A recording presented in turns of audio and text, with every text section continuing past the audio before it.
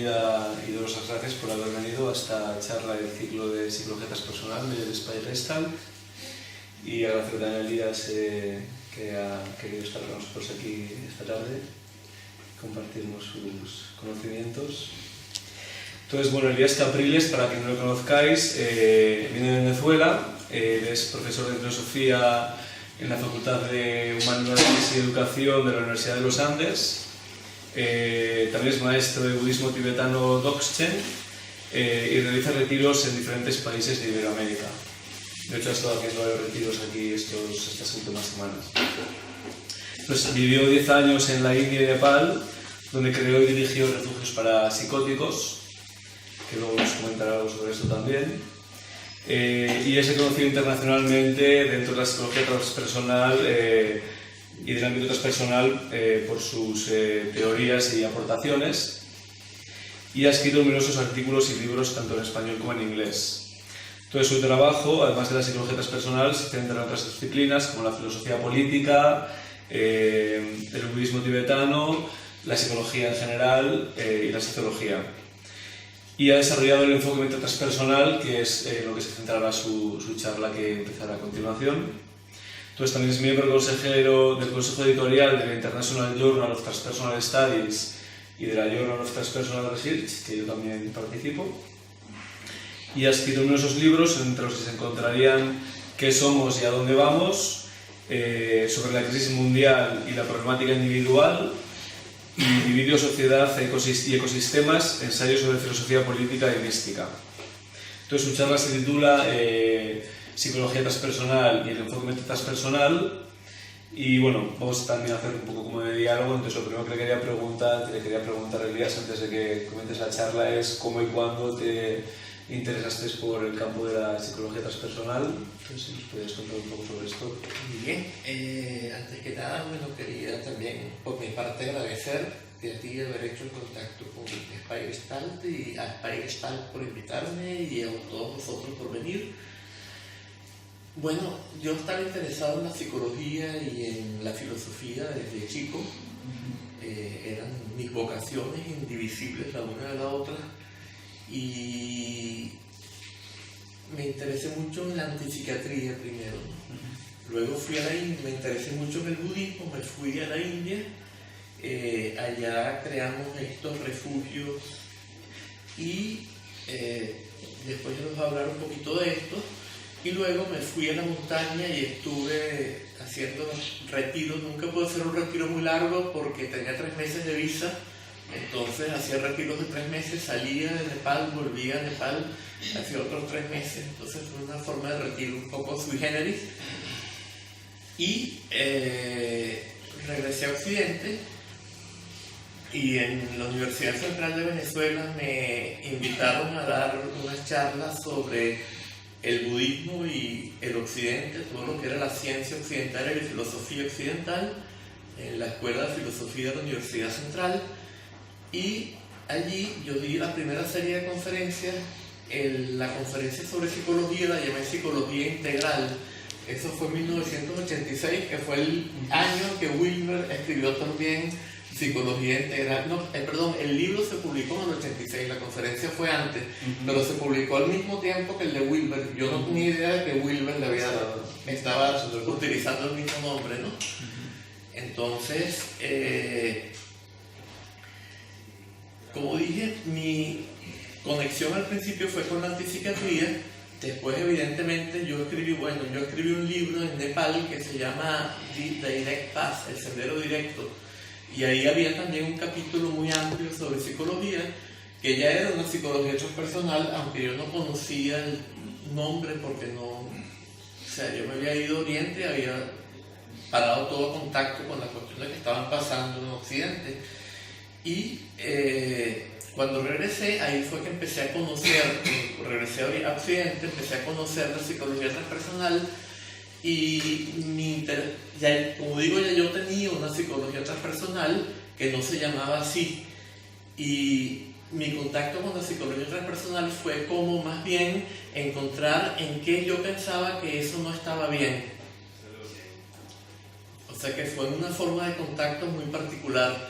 Por eso si ustedes se van a internet, a esta famosa Wikipedia, yo aparezco como un crítico de la psicología transpersonal, mientras que dentro de la psicología transpersonal aparezco como uno de los de la psicología transpersonal, o sea que hay una relación dual allí, ¿no? Bien. Y bueno, ¿en qué estoy yo totalmente de acuerdo con la psicología transpersonal y en qué se puede llamar transpersonal a lo que yo hago?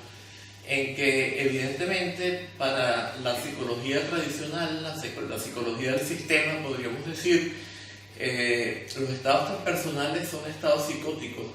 Los estados transpersonales no son en absoluto aceptables. De hecho, casi todas las psicologías, por ejemplo el conductismo, es una forma de adaptar a la gente a la normalidad, que es una adaptación a una sociedad que desde mi punto de vista está totalmente enferma. El psicoanálisis también, una lucha entre el principio de realidad y el principio de placer, y el principio de placer tenía que someterse ante el principio de realidad, que implicaba adaptarse a la sociedad.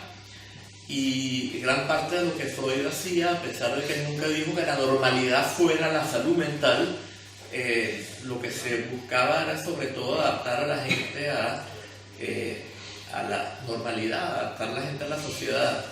Y de hecho la gente entre sus alumnos, los que plantearon que esa no era la idea, que la idea era otra cosa, fueron excomulgados prácticamente. Wilhelm Reich, Jung, bueno, cada cual por una manera, de un lado distinto, ¿no? Pero fueron los grandes herejes del psicoanálisis. Y si nos vamos al constructivismo, bueno, hay muchos tipos de constructivismo, pero hay un Vittorio Guidoni, por ejemplo, que dice: la enfermedad mental no es otra cosa que contarse un cuento que no nos logramos creer y no nos permite funcionar bien en la sociedad. Por lo tanto, lo que tiene que hacer el psicólogo es ayudar al paciente a que se cree una historia que sí se pueda creer, que no le cree conflictos, que le permita funcionar en sociedad. O sea, la inautenticidad absoluta. Después tenemos otras psicologías, por ejemplo las psicologías existenciales, que ya son diferentes porque plantean que hay que enfrentar el conflicto y no solamente para adaptarnos a la sociedad, sino para ser más auténticos. Bueno, ya allí hay muchas variedades de psicologías existenciales, psicología fenomenológica, y bueno, comenzamos ya con lo que reconoce más abiertamente lo transpersonal.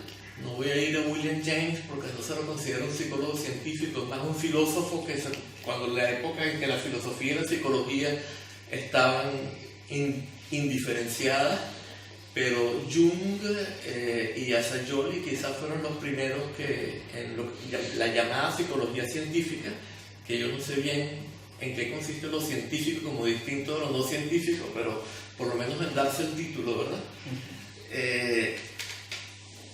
Quizás fueron los primeros que en verdad aceptaron todo esto. Después vino la psicología humanista y también la antipsiquiatría, y dentro de la psicología humanista, por supuesto, la Gestalt.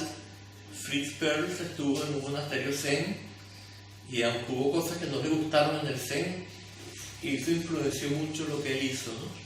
Claro, en el fondo eso viene de la filosofía Gestalt que había surgido en Alemania en 1899, que fueron los primeros que empezaron a hablar de esto de figura y fondo, y bueno, muchos de los conceptos que en psicología tomó la Gestalt vienen de la filosofía Gestalt. Y hay algo que probablemente Peirce tomó de Oriente, de su estado con el budismo zen, que es esta idea de que la mente era algo de lo que había que salirse. Él dice: deja la mente y vuelve a tus sentidos. Y el budismo zen tiene un principio que es el principio de la no mente. O sea, también en la enseñanza Dzogchen, que es lo que yo practico, y después a lo mejor mencionamos un poquitito de esto, se considera que la mente es el principio del error. O sea, en la enseñanza Dzogchen se plantea que hay la naturaleza de la mente, que es como un espejo. ¿Cómo como un espejo? No es que sea meramente reflectiva y que no tenga un funcionamiento activo, ni mucho menos. No es una visión, ¿cómo podríamos decir? Como la visión aristotélica de de la tabula rasa en la que se imprimen cosas y ella no hace nada, evidentemente es algo totalmente activo. Es más, es lo que crea el universo en cierto sentido. No es que no haya universo y solo hay el espejo, sino más bien que nuestro sentido de la realidad es creado por el juego de este espejo que es la naturaleza de la mente. Y la mente es como una imagen que aparece en el espejo, una imagen que no ocupa ningún espacio, un poco como la cosa pensante de René Descartes, y que se siente separada de todos los reflejos que sí ocupan espacio, y ella no tiene, por ejemplo, no se percibe a través de los sentidos, no tiene las cualidades de los sentidos, color, forma, olor, sabor, y en cambio se siente una distancia de todo lo que tiene color, forma, sabor. Se siente que algunas de estas cosas le son impuestas en contra de su voluntad y que ella domina otras. Entonces este es el dualismo. Claro, esto va más allá de lo que planteó Peirce y está muy en acuerdo con lo que plantea el budismo Zen cuando dice que lo que hay que lograr es el estado de no mente. El estado de no mente es la desaparición de ese dualismo, donde no hay una voluntad personal y donde todo lo que pasa es el juego de la espontaneidad de la verdadera condición. En términos de la enseñanza Dzogchen se diría de la energía de la base, o sea, de la energía de aquello que representa el espejo. El espejo, en el espejo no hay una distancia entre la capacidad reflectante y lo reflejado. Entonces no hay ningún dualismo, el espejo no puede aceptar unas cosas y rechazar otras, ni sentirse en control de unas cosas y sentirse controlado por otras, o sentir que otras le son impuestas. Y esta es la condición que se busca, ¿no? Esto evidentemente ya va mucho más allá que lo que planteó Peirce cuando dice dejar la mente y volver a los sentidos. ¿Por qué? Sobre todo porque Peirce parece que él considera como conceptos, sobre todo los que son conceptos, pensamientos discursivos. Él no se da cuenta de que en los sentidos, como nosotros los vivenciamos, ya hay conceptos. Cuando yo siento que una sensación es agradable, es porque ya la conceptué como agradable. En sí misma, la sensación es sensación pura. Cuando yo la conceptúo como agradable y la acepto, es que cuando la experimento como placer. Y cuando la rechazo, es cuando la experimento como dolor. Aquí puedo dar dos ejemplos muy breves. Yo les cuento a mis alumnos, o les contaba, me acabo de jubilar, les decía, los que sean varones heterosexuales, imagínense que las 49 ninfas más atractivas del mundo os van a acariciar vuestro cuerpo desnudo con plumas de ganso, tratando de procuraros el mayor placer posible. ¿Qué os parece? ¿Os parece apetecible o desagradable? Por supuesto, apetecible. Entonces yo les decía, pero lo van a seguir haciendo por 49 días y 49 noches sin parar. Entonces, claro, al comienzo, pero esto sigue igual. No es papel de lija 400, que a lo mejor al comienzo es placentero, pero luego irrita, ¿no? Las plumas de ganso no van a irritar nunca, pero sigue, y llega un momento en que esto basta. En el momento en que basta, en ese momento lo que era un paraíso se va a transformar en un infierno, y esto se va a transformar en una tortura china. De la misma manera, el masoquista le paga a una prostituta para que le dé latigazo. Yo una vez tuve un absceso gigantesco y era absolutamente insoportable el dolor si no me movía, y si me movía iba mucho más allá de lo insoportable.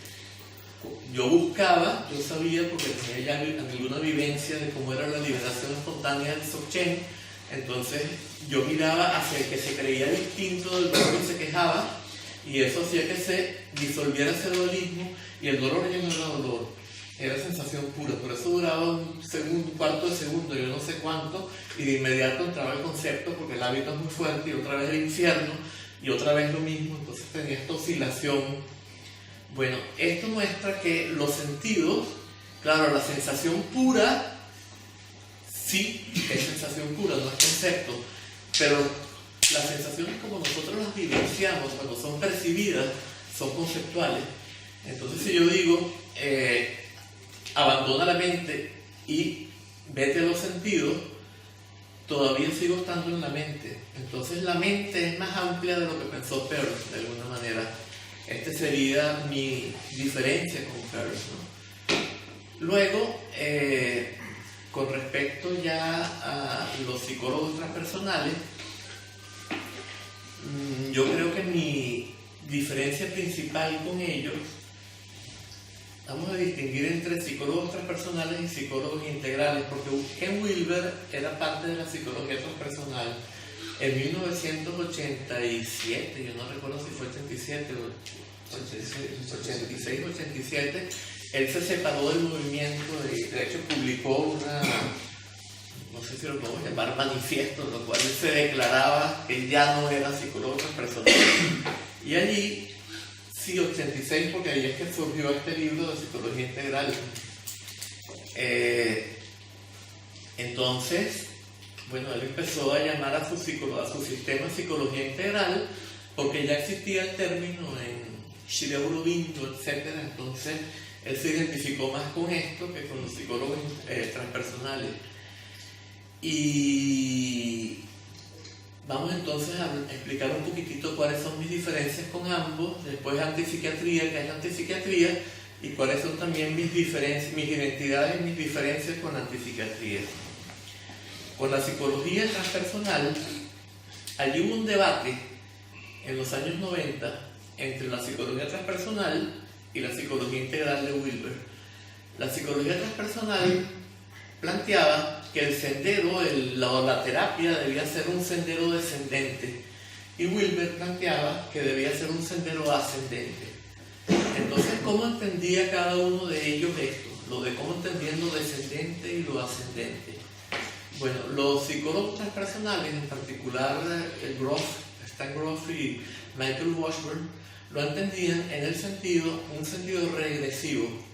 O sea, había que ir hacia atrás. Entonces, por ejemplo, para Washburn hubo un momento que él llama la represión primordial, que viene correspondiendo más o menos al momento en que en Freud el niño olvida toda su relación edípica con la madre y todo esto, porque ocurre este momento de represión. Él es muy freudiano, él toma muchas cosas de Freud, aunque por supuesto va más allá, porque para Freud lo transpersonal es psicótico. O sea, hubo una gran polémica entre Freud y Romain Rolland, el premio Nobel de Literatura. Está en el epistolario de Freud, en el cual Romain Rolland le decía que el sentimiento oceánico del niño era totalmente saludable. Freud decía que implicaba un sentimiento de desamparo, que eso no era bueno. Romain Rolland decía que el místico era más sano que la persona normal y tenía un sentimiento oceánico en la vida adulta, que lo había recuperado, y Freud decía que eso era una psicosis en la cual había que curar a la gente. Por supuesto que Michael Washburn no plantea esto. El planteamiento es totalmente diferente. Michael Washburn plantea que los estados transpersonales son curativos y, de hecho, son mucho más sanos que los estados personales que surgieron a raíz del momento de la represión primordial. Entonces, ¿qué es lo que él plantea? Recuperar todo lo que teníamos antes de la represión primordial sin perder el aprendizaje que tuvimos luego, antes y luego de la represión primordial.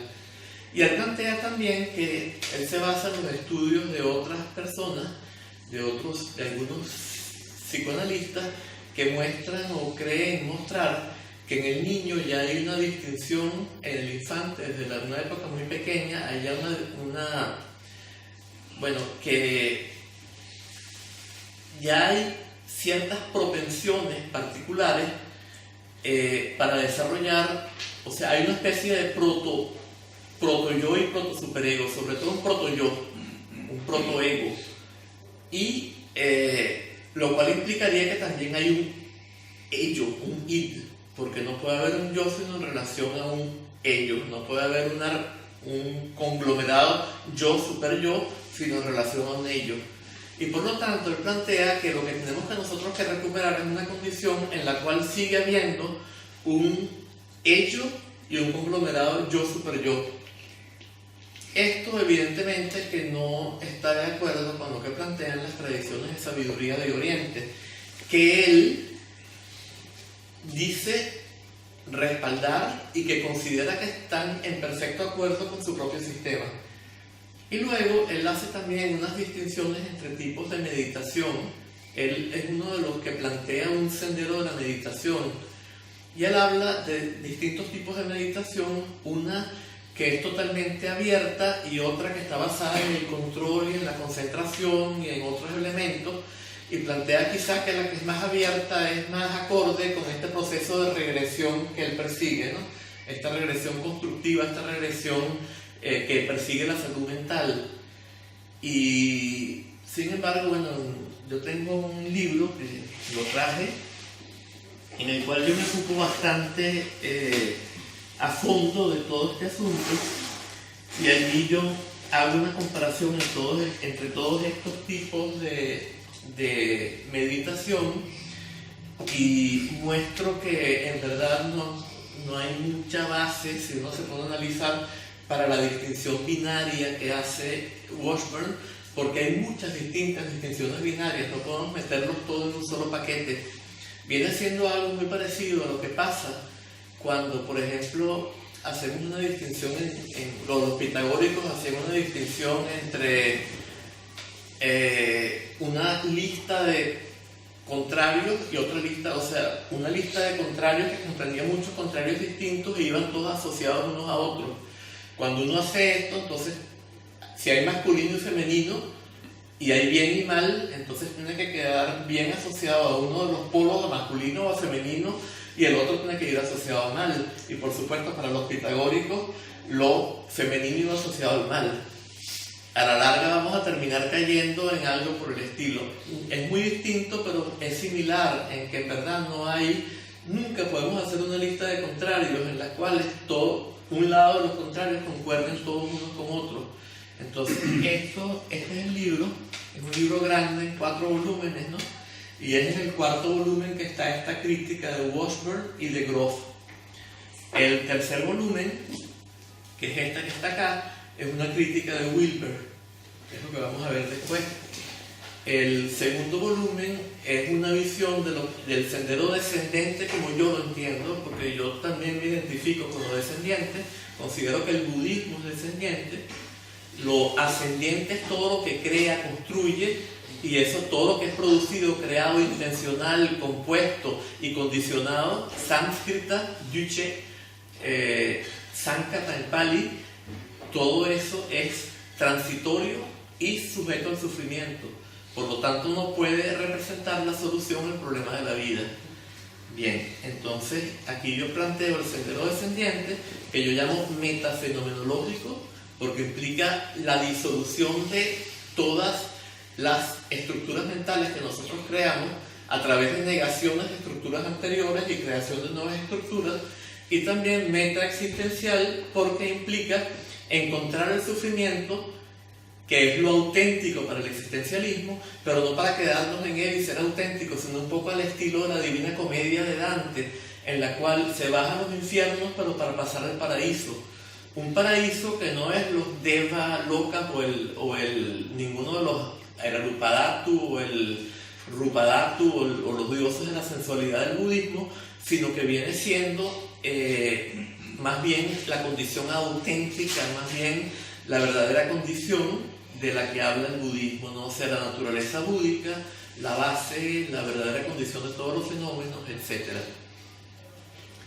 Y bueno, se ilustra sobre todo con ejemplos budistas, pero también con algunos ejemplos sufí, algunos otros ejemplos, y también se considera acá mi propia visión de la antipsiquiatría, que yo estoy bastante de acuerdo, solo mi diferencia es en un plano de hasta dónde llega, más que si es válido o no es válida, ¿no? O sea, yo considero que la antipsiquiatría no llega a la absoluta salud mental, pero resuelve problemas muy graves y puede ser extremadamente curativa, extremadamente terapéutica. Y bueno, y esto es como una introducción de todos los demás volúmenes, ¿no? Esto viene siendo como un compendio de todo lo demás, es como la semilla que después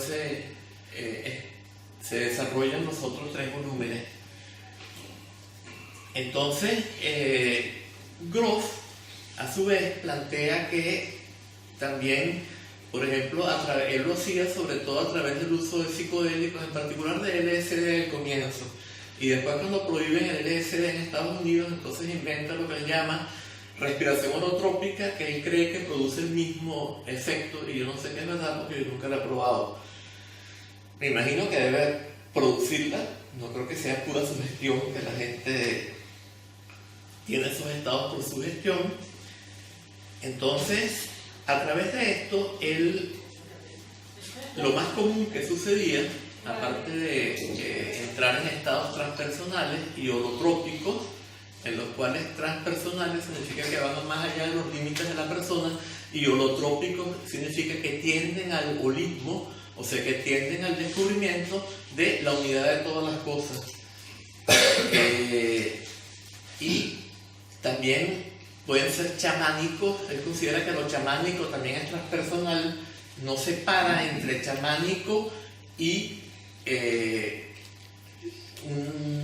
sistemas de despertar, cuando sí hay una diferencia importante, porque por ejemplo en el mal llamado chamanismo suramericano hay un autor que se llama Michael Harner, y Michael Harner plantea que, y lo que yo he visto del chamanismo suramericano, la palabra no me gusta, pero bueno, es como lo llama la gente, lo que se plantea viene siendo que esta realidad en que nosotros nos movemos es falsa, y que la realidad con la cual se entra en contacto a través de los medios chamánicos es la verdadera realidad.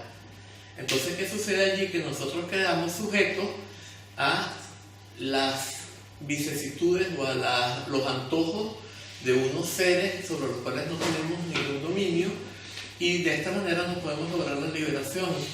Por ejemplo, en las tradiciones orientales, en el budismo tibetano, tenemos prácticas como el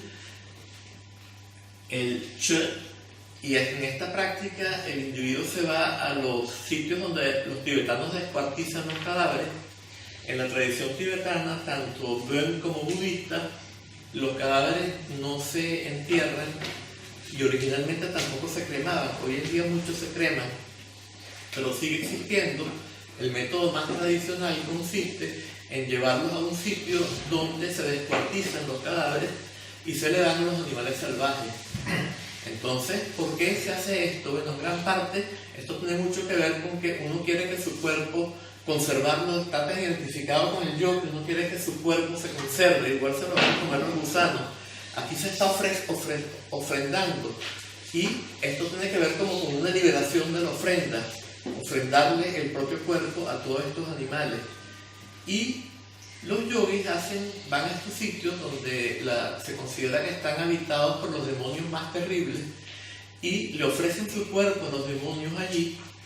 Hay 4 tipos de ofrendas, la cosa es complicada, pero yo voy a unificarlo de una manera que no es muy precisa, pero para que se entienda el principio cuál es, vamos a explicarlo de esta manera. Es como que uno visualizara su propio cuerpo como un néctar liberador y se lo ofrendara a todos estos demonios para que al comerse el cuerpo de uno, ellos se liberaran. Y cuando esto sucede, uno tiene una vivencia verdaderamente en la cual ve todos estos demonios que vienen a comérselo a uno. Es muy equivalente a la vivencia chamánica, por ejemplo, en que un Yanomami se enfrenta a los Hekuras, pero él trata de controlar a los Hekuras. En cambio, está haciendo algo muy distinto, le está regalando su cuerpo para que se lo coman a unas entidades que considera malignas. Y por supuesto que allí entra en una experiencia de terror. Y cuando la experiencia de terror llega a un umbral, ya el individuo, la sensación de angustia es tan extrema que ya el individuo no puede ocuparse más de lo que está pasando afuera. Ya lo que le empieza a preocupar es su verdadera angustia. Entonces allí se le instruye para que observe lo que está pasando en su organismo y lo cuestione de cierta manera. Y con este cuestionar se rompe el dualismo. Y ahí se produce una ruptura que viene siendo equivalente a la que tiene lugar en el Dzogchen, en la enseñanza Dzogchen, que es lo que yo practico, en lo que se conoce como Tek Chö. Tek es atado y Chö es romperse.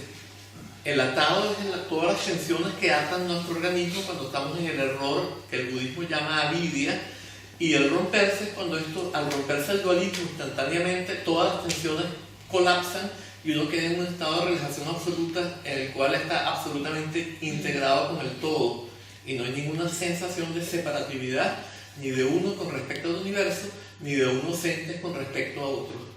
Después se restablece otra vez la condición dualista y separativista y pues en la práctica de Tetsue, en lo que surge un pensamiento otra vez, pues se lo mira y vuelve a liberarse.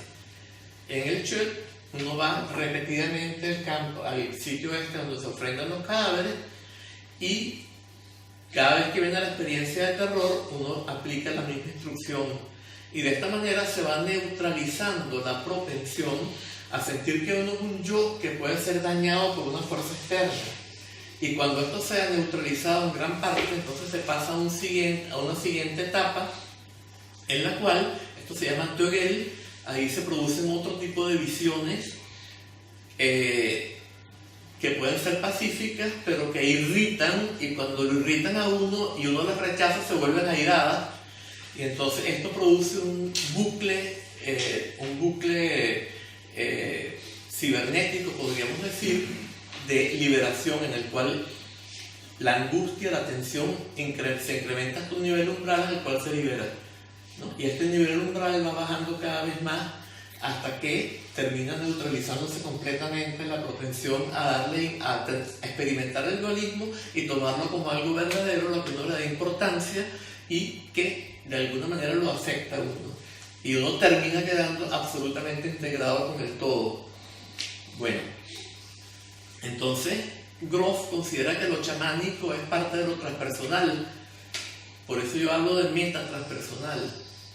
Lo chamánico, que estar sujeto a unas fuerzas que uno no controla, para mí no soluciona nada. Tenemos que descubrir la irrealidad de esto y la realidad de aquello, y liberarnos tanto de la creencia en la realidad de esto y que esta realidad mundana, cotidiana, no nos domine, y de cualquier otra realidad que pueda manifestarse en nuestra experiencia, y no liberarnos de una para estar sujetos a otra. Otra cosa que plantea Grof, con la que yo no estoy de acuerdo, es, por ejemplo, esta que casi siempre se vuelve a estos estados perinatales.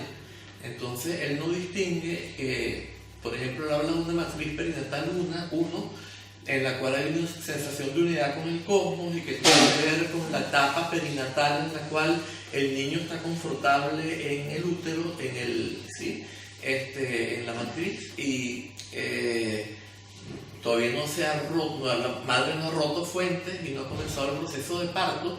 Hay una sensación de unidad con la madre y por lo tanto de unidad con el todo, y esto, si la cosa iba bien, es una experiencia transpersonal muy positiva. Él no se da cuenta de que una cosa es una experiencia transpersonal y otra es descubrir la verdadera condición de la experiencia transpersonal. O sea, hay muchos tipos de experiencias transpersonales. Hay una que la enseñanza Dzogchen llama la base de todo, en la cual no hay ninguna dualidad sujeto-objeto, como pasa en esa matriz perinatal, cuando es positiva, cuando es negativa.